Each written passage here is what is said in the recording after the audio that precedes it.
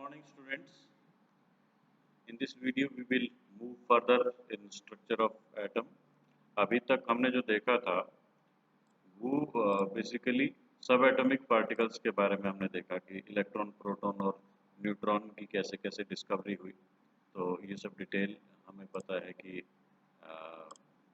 we have electron which has negative charge and this amount of mass is proton and neutron.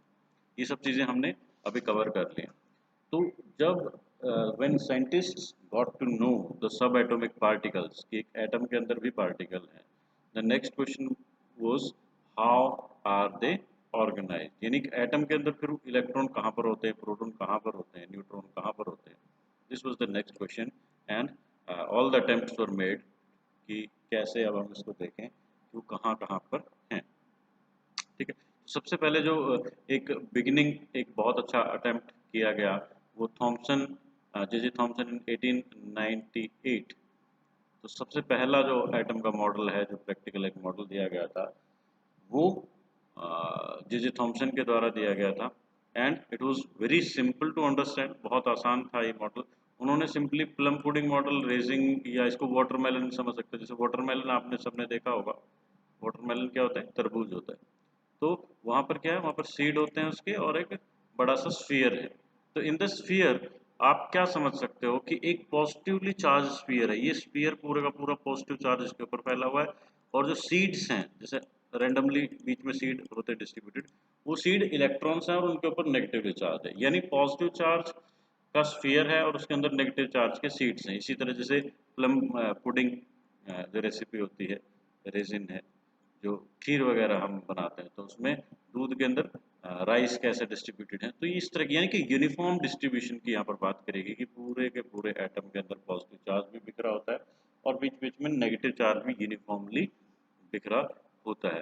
तो सबसे सबसे जो important चीज़ इस model में कहा गया था वो थी न्यूट्रलिटी।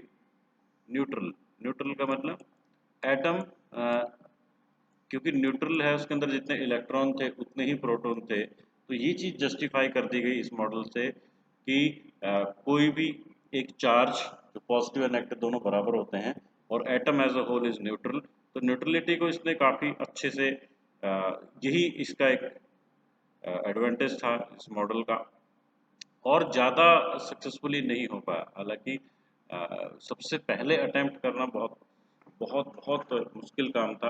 तो J Thomson got Nobel prize also in 1906।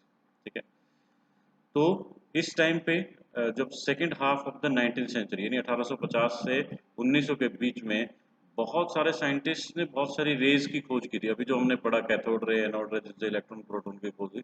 उसके अलावा एक्सरेज हो रही थी कि जब आप ये आप देखिए कैथोड रेज को अगर आप एक हार्ड मेटल सरफेस पे डालते हैं तो वहाँ से एक्स रेज निकलती हैं। और हेनरी बैकवेल, इन्होंने हेनरी बैकवेल ने क्या देखा, रेडियो एक्टिविटी की डिस्कवरी। रेडियो एक्टिविटी मतलब कुछ ऐसे एलिमेंट्स थे जिनके अंदर से ऑटोमेटिक स्पॉन्टेनियसली कुछ रेज निकल रही थी, जिनको अल्फा, बीटा और गामा रेज कहते हैं।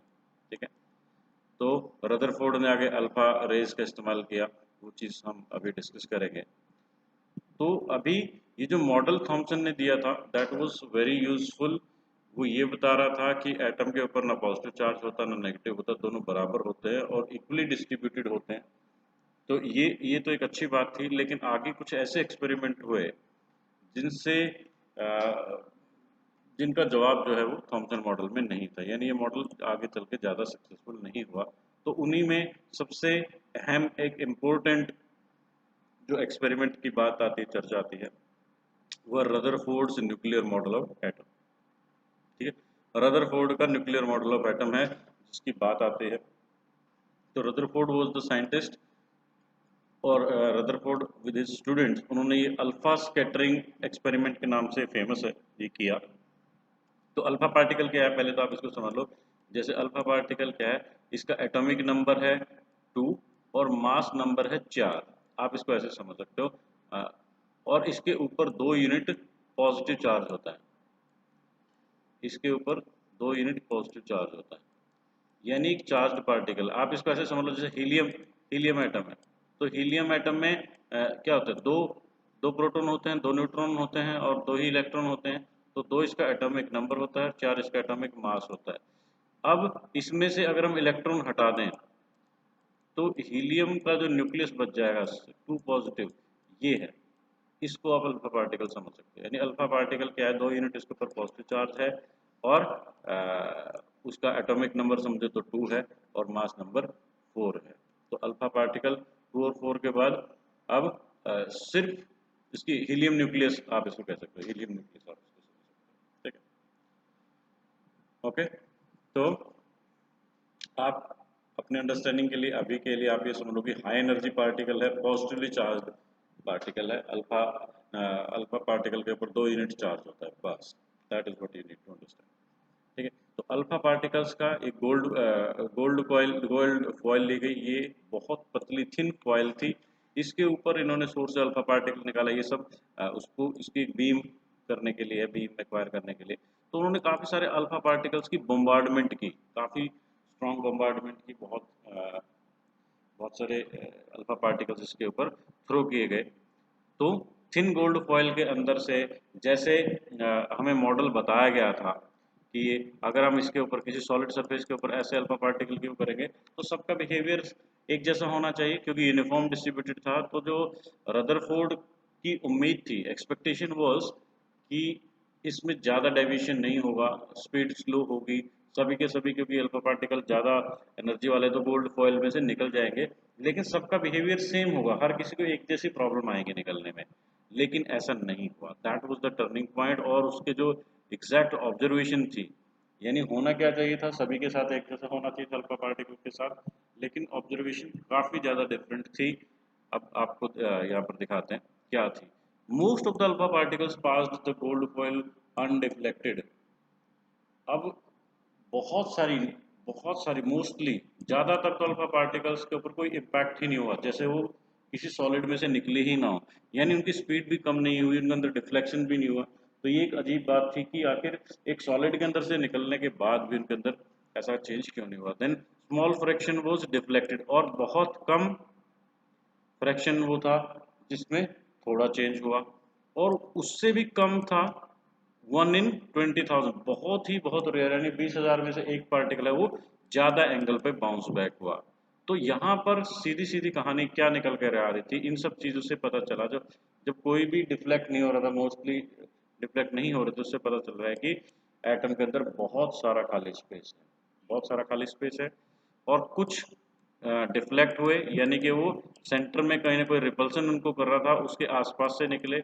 और बहुत कम जो निकले, बहुत कम जो बाउंस बैक हो गए, यानी कि सेंटर के अंदर कोई ऐसा पॉजिटिव चार्ज है वो बहुत छोटा है, उससे टकरा के ये वापस आए।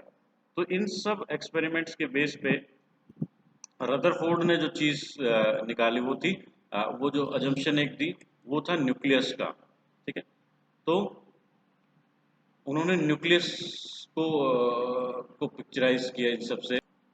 तो इन सब से रदरफोर्ड ने क्या सजेस्ट किया कि सेंटर के अंदर एक बिल्कुल न्यूक्लियस है जो बहुत कॉन्सेंट्रेटेड है, उसका साइज बहुत छोटा है, लेकिन वो पॉजिटिवली सारा चार्ज और मास उसी के अंदर कॉन्सेंट्रेटेड है। उसके बाद इलेक्ट्रॉन्स जो हैं वो नेगेटिवली चार्ज इलेक्ट्रॉन्स हैं, लेकिन वो खाली ऑर्बिट्स में चक्कर काटते हैं और बहुत दूर दूर तक चक्कर काटते हैं। यहाँ पर आप बस ये रेशियो देख लो, यानी कि न्यूक्लियस का साइज और एटम का साइज में 1 लाख गुना का फर्क है, 5 zeros। तो आप इस एग्जाम्पल से समझ सकते हो, अगर न्यूक्लियस एक क्रिकेट बॉल की तरह है तो जो एटम होगा वो 5 किलोमीटर लंबा होगा। ठीक है, ये सब ऑब्जर्वेशन थी जो कि रदरफोर्ड के एक्सपेरिमेंट से आई थी। न्यूक्लियस की डिस्कवरी का जो क्रेडिट है दैट गोज टू रदरफोर्ड। तो you have to go through this Rutherford alpha scattering experiment, very important and very conceptual. ठीक है, this is all for this video. और आगे हम थोड़ा सा पढ़ेंगे कि हम इस मॉडल के बाद आगे क्या डेवलपमेंट्स हुई। Thank you.